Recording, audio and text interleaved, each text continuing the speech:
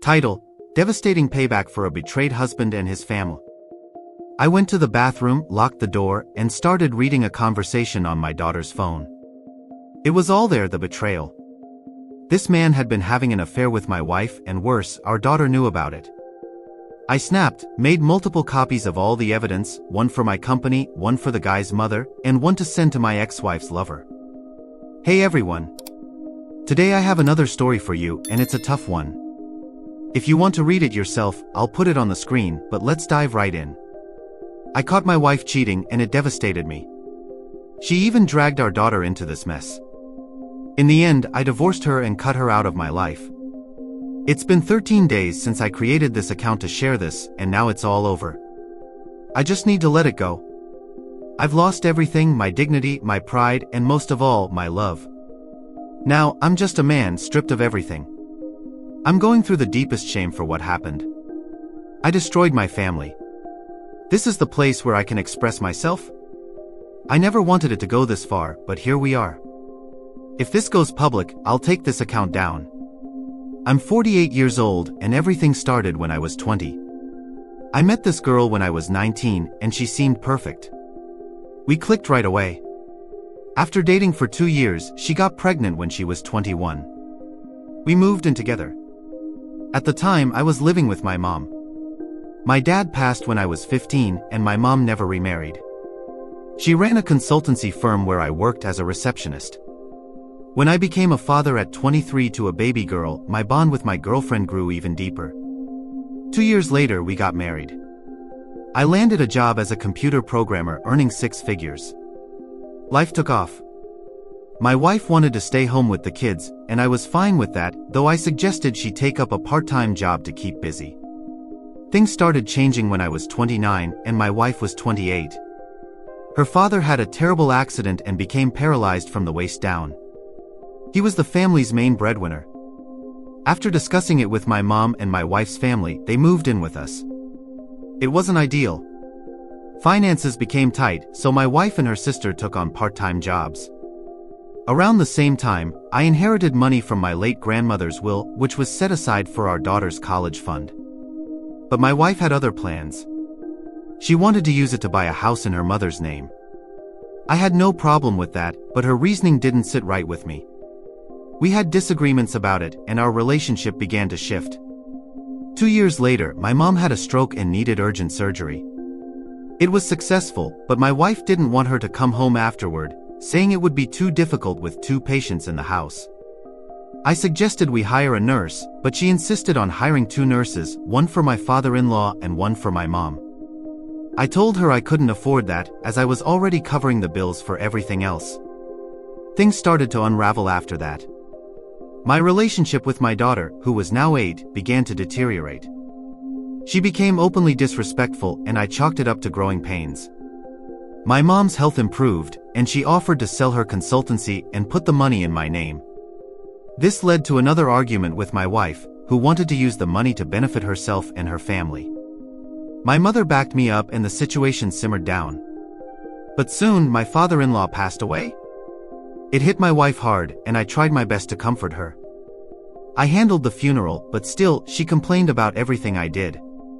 We started sleeping in separate rooms, and our daughter became even more distant. I tried therapy, and for a while, things seemed to improve.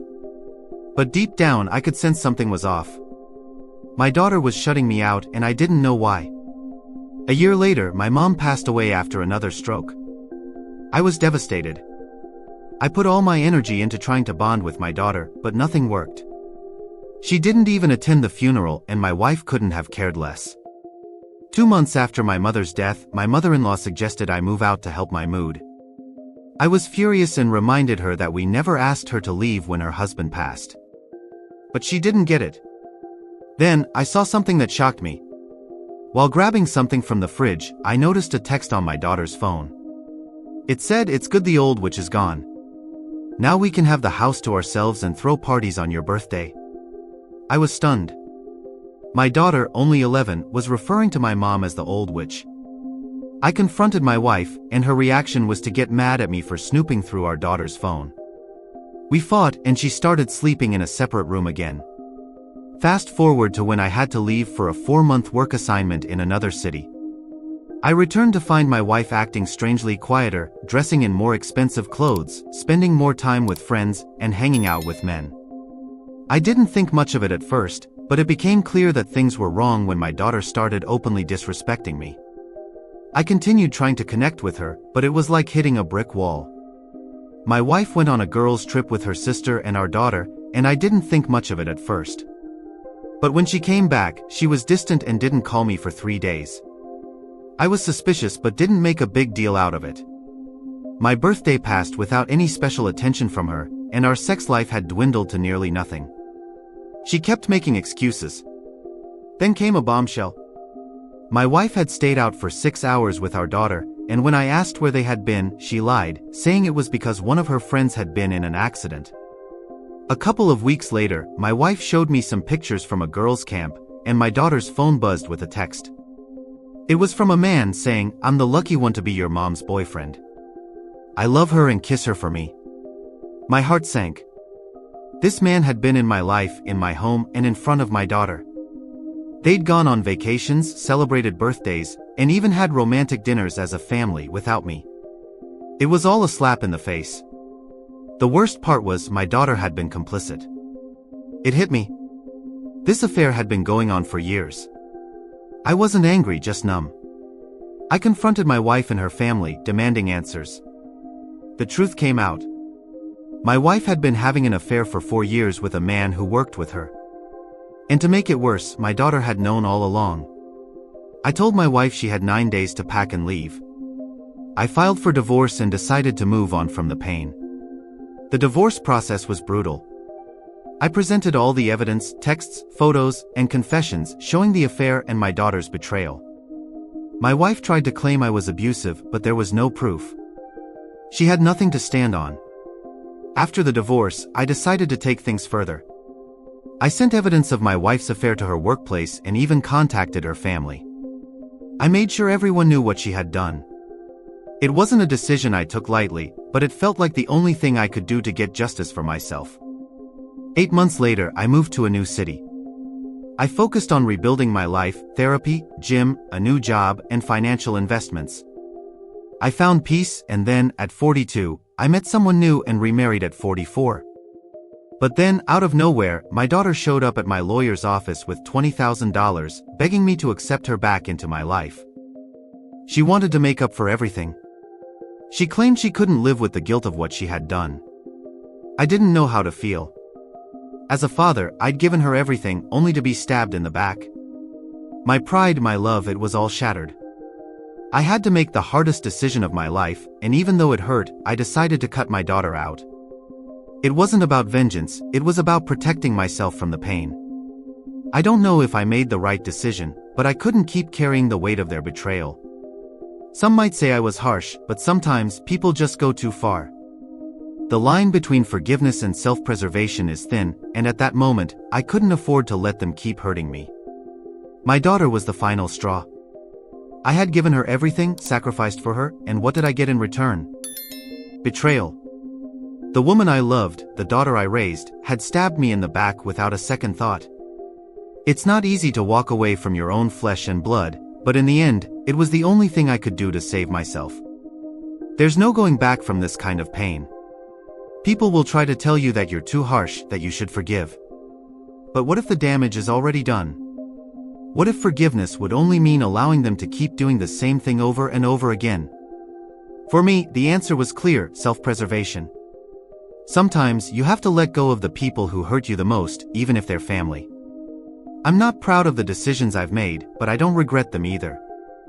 It's hard to explain, but sometimes you have to protect your peace at all costs. The road to recovery wasn't easy, but I'm getting there. Therapy, new work, new friends, a new life. I'm building something better for myself. Life after all of that betrayal has been strange. I still carry the scars, of course. There's no escaping the impact it's had on me. But I'm learning how to live again. I'm learning how to trust again. Slowly, piece by piece, I'm putting myself back together. As for my ex-wife and daughter, they're still living with the consequences of their actions. My ex-wife, once so confident, now seems lost in her own guilt. My daughter, well, she's still out there trying to find herself, but I can't help her anymore. She has to live with the choices she made. Some days, I wonder if I made the right call. But deep down, I know I couldn't let them keep poisoning me with their lies and betrayal. Life goes on, and I have to move forward. They'll have to figure out their own paths without me. And that's the hardest part of all. The people you once loved, the ones you'd have done anything for, become strangers in your life. You have to learn to live with the fact that sometimes, the best thing you can do is let them go. It's not about revenge, it's about taking back control of your own life. I don't know what the future holds, but I'm ready to face it. I've been through the worst, and now, I'm ready for something better. Maybe that means meeting new people, finding new love, or just enjoying the peace that comes with being free from all the toxicity. One thing's for sure, I'll never let anyone break me like that again. The past may have shaped me, but it doesn't define me. It's time for a new chapter. Time for me to heal, rebuild, and live the life I deserve. So, for anyone out there facing a similar situation, just know you're not alone. It might seem impossible right now, but there's a way out. There's always a way to rebuild, even when everything seems lost. Just take it one step at a time. You've got this. And that's the end of this video, everyone. If you have any thoughts you'd like to share, please leave a comment below. Don't forget to like and subscribe if you like this content. Turn on notifications to stay updated on my latest posts. See you next time.